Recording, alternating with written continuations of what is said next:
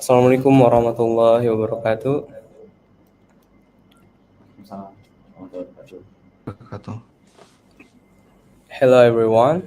Welcome to our podcast that is Weekend English Talk. Our podcast is for fun and interesting full conversation in English. Okay, let us introduction ourselves. First, my name is Kausar Kaulan Sadida Baikuni. I'm 10 RPL and this is my friend. And my name is Muhammad Atif Muzaffar, and I'm from 10 TKG class. In every weekend, we bring you excited discussion, helpful tips, and inspiring stories to help you improve your English and learn something new. Today, we have a special topic for you. It's about scholarship and student life in Canada. We being talking about experience, challenge, and tips that can help you on your journey. And for this time, we have a very special speaker that is Kak Sultan Rahman. And for Kak Sultan, please introduce yourself first. Kak. Okay, am I audible? Can you guys hear me? Yes, Kak. Okay. First of all, thank you so much, Atif and Kausar. Hello everyone. My name is Muhammad Sultan Rahman. You can call me Sultan. Right now I'm a second year, studying in arts. I am majoring in international relations and business in the University of British Columbia in Vancouver, Canada. And in the meantime, I like to run, and yeah, I have also an interest in some painting and also arts. So yeah, nice to meet you guys all. Okay. And how are you today, Kak? I'm doing very well, thank you. How about you guys? Alhamdulillah, I'm good. Alhamdulillah. Alhamdulillah. Uh, how are things there, Kak? I heard there was you got back from LA yesterday, right? Yep, uh-huh. So yeah, I just went to Los Angeles like 2 days ago for some vacation, but also some trip with my friend. It was just like for 4 days. It's pretty fun and really warm because compared to Canada, like the place where I live, which is a little bit northern, it's cold. Like it's colder compared to LA. And yeah, we in LA, like they have more sun and less rain and warmer. So it's really good for us Indonesian living there. I heard there was a fire in Los Angeles. Mhm. Yeah, so the fire was actually in January, like in the early of the year. Like so it's about like a month ago, and the fire were last like I think about a month, sorry, a week or 2 weeks. But when I visit there, which is last week on the 18th of February, there's no longer a fire. Everything's normal, and most of the fires happening is on the on the like suburban area. So like the places with like so many famous like tourist attractions, it's all very normal. So yeah, it's only like on the other side of the city. Okay. And for Canada, what's Mhm. the weather like in Canada now, Kak? So right now in February, it's pretty weird because we're supposed to get our snow like around December or January, but somehow we have a very bright like winter compared to the past few years. And we just got our snow like by the early like February, which is pretty weird because we usually got snow like in January, but now we got it like in February, which is pretty late. And it was really cold. In average temperature, it was like -5 to like -10 degrees Celsius. But now after my trip to LA and come back here again, it just like mostly very rainy. Like it rains heavily here, and it's also not really as cold as compared to like 2 weeks ago. Right now it's about like 10 or like 5 degrees Celsius, so it's not really that bad. And for Kausar, are you have the question before go to the question?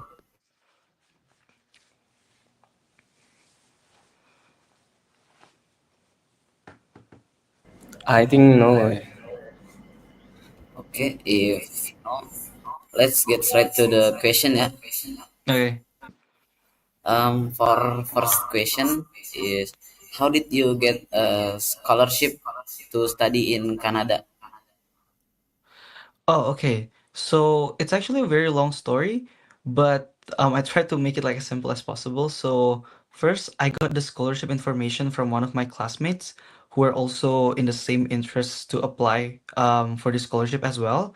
The name of the scholarship is Beasiswa Indonesia Maju, or we call it as BIM. So this Beasiswa Indonesia Maju is basically a scholarship from the Indonesian government, particularly from the Ministry of Education, with the collaboration of LPDP as well.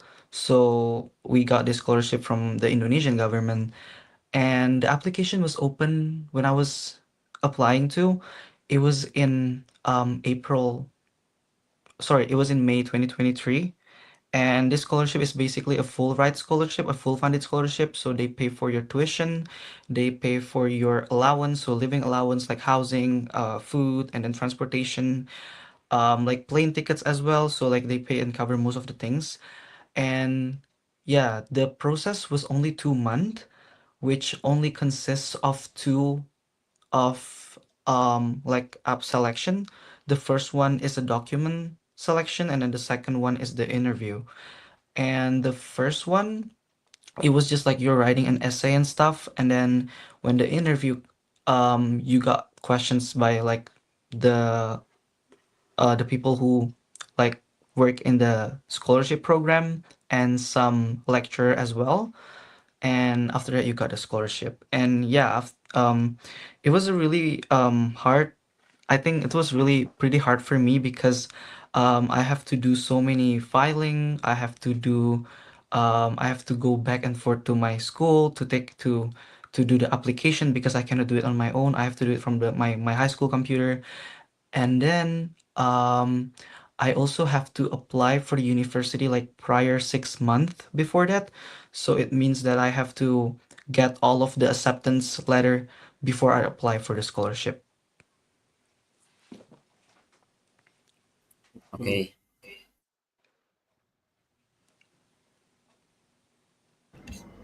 Uh, what is needed to get a scholarship in Canada?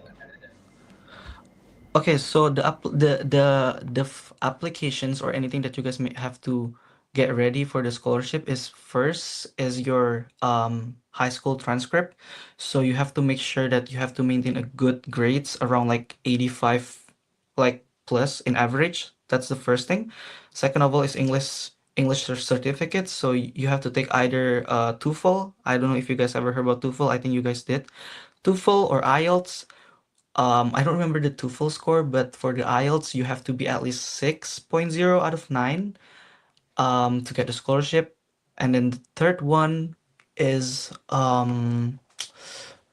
oh, you also this is the most important part of the scholarship itself, that you have to at least have one medals or any any competition that you won in a national level, and it can be anything. So you can be doing some science olympiad, biology olympiad, math olympiad, or other than olympiad, you can do debating, you can do Indonesian debate, you can do researches competition, you can even do some like music competition. So for example, if you won a singing competition from the Puspresnas, Pusat Prestasi Nasional, or any other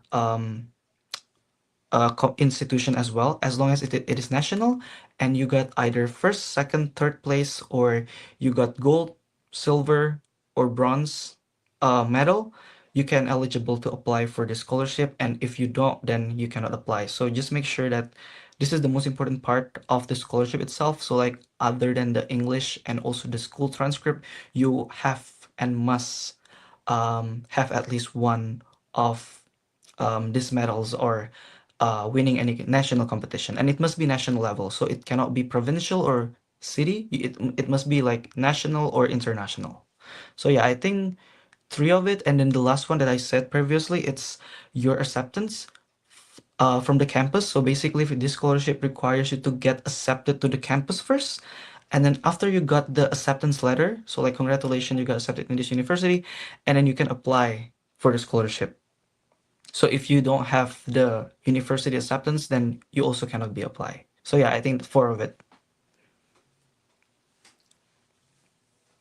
And what are the main requirements for a scholarship in Canada?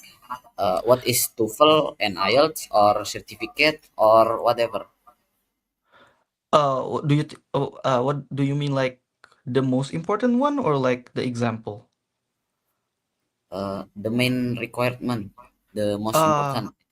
oh, the most important one, yeah, as I mentioned before, it is the certificate of winning the competition, because for the IELTS or TOEFL, you can actually like do either of it. But yeah, for the scholarship that I'm applying to, then the certificate of winning a competition is like the most important one.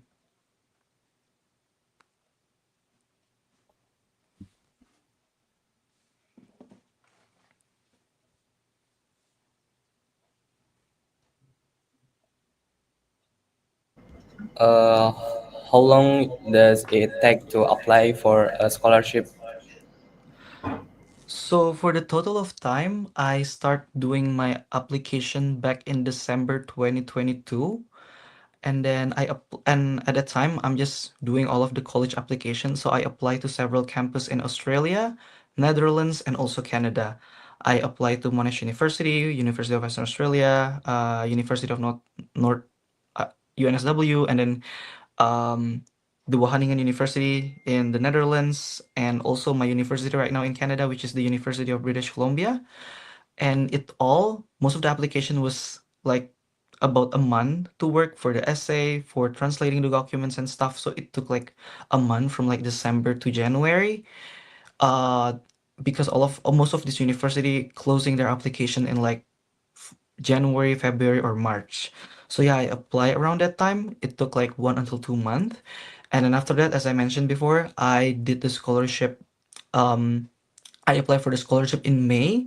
They opened the application at May. And then I did the first document application. Like I passed the documents selection on June. I believe it's like early June. And then after that, from June, I wait for like 2 weeks to get accepted. And then after that, I do the interview in like early July, and then I got the final announcement in mid-July. So it took me around like 6 months roughly for the application itself, but like for the college application plus the scholarship application. But if you're asking about like the scholarship, just only the scholarship, then it's only take me like about 2 months. That's it. Okay. And how is studying in Canada? Is it different from Indonesia or similar?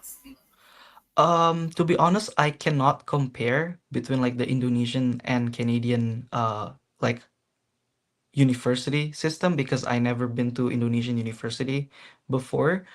Uh, but one thing for sure that I feel like it's different is first but anyway, yeah, it's totally different, I would say, according to my observations and when I talk to my friends from Indonesia who study in Indonesia.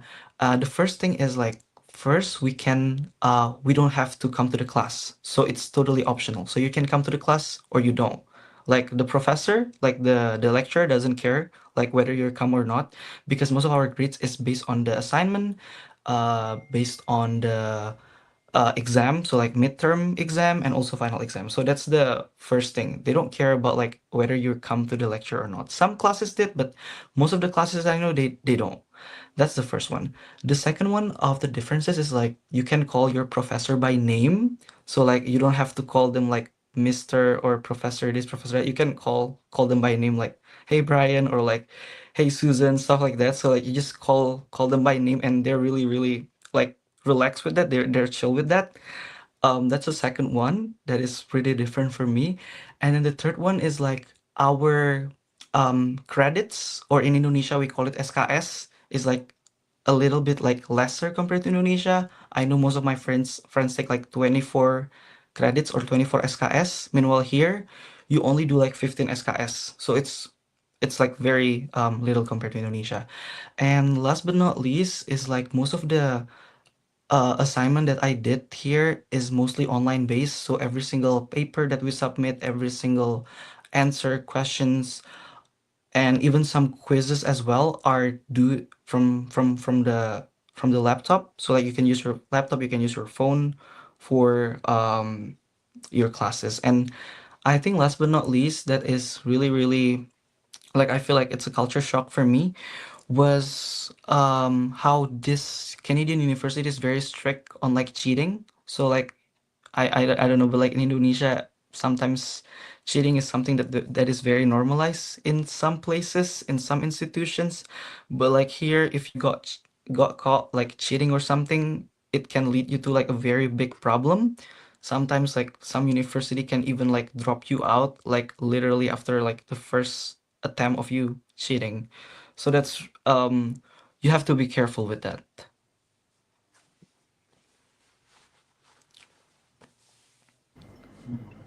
Uh, is Canada expensive country for student? Yes, it is very expensive. After the COVID-19 pandemic, we have some like economic problem, especially with the housing and rent.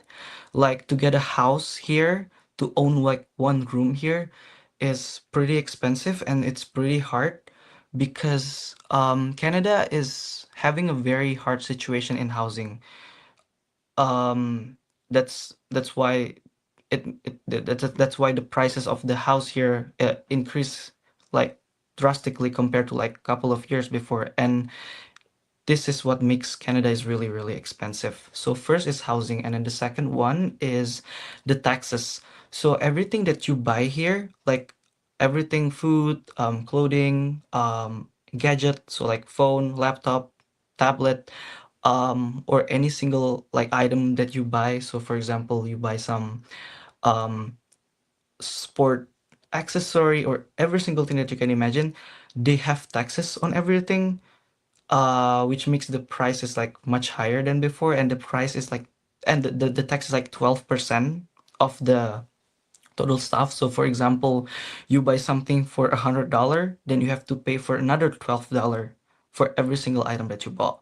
So that's really that is pretty much very expensive compared to Indonesia. And like I said before, the housing here is also pretty much expensive.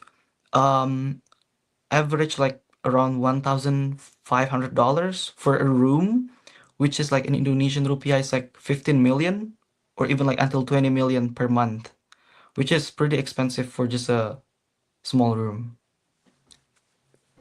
Okay, okay. And can students like work part time in Canada? Yes, student can work part-time here in Canada. We have a visa for that, and maximum we can do like 20 hours of working.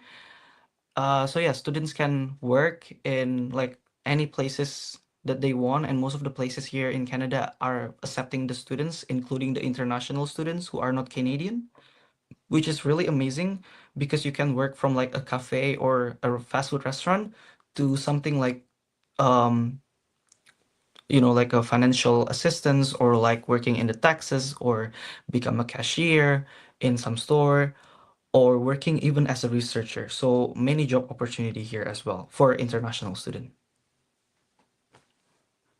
Okay. Yes.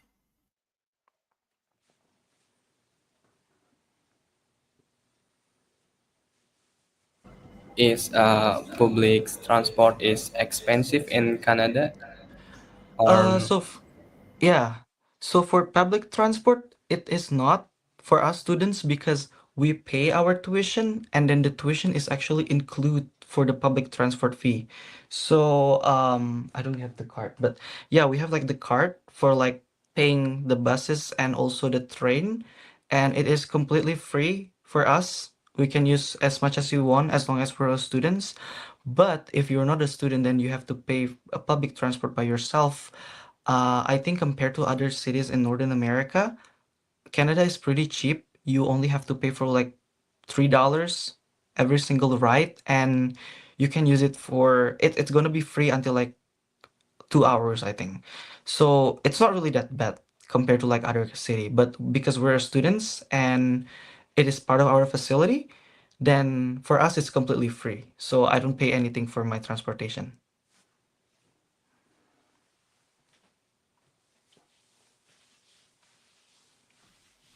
Okay, maybe that's all from us ya Kak.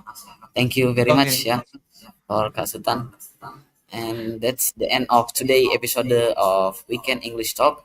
I hope you enjoyed our conversation and learned something new. And thank you for listening. Don't forget to follow our podcast to see you never miss an episode. And if you have any question or ideas for our next topic, let us know. See you next time and have a great weekend.